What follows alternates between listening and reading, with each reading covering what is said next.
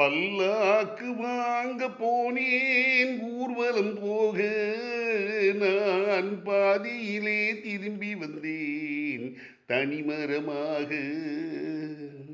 மல்லிகை பூ வாங்கி வந்தேன் பெண்ணுக்கு சூட, அதை மண் மீது போட்டு விட்டேன் வெயிலில் வாடு, வெயிலில் வாடு.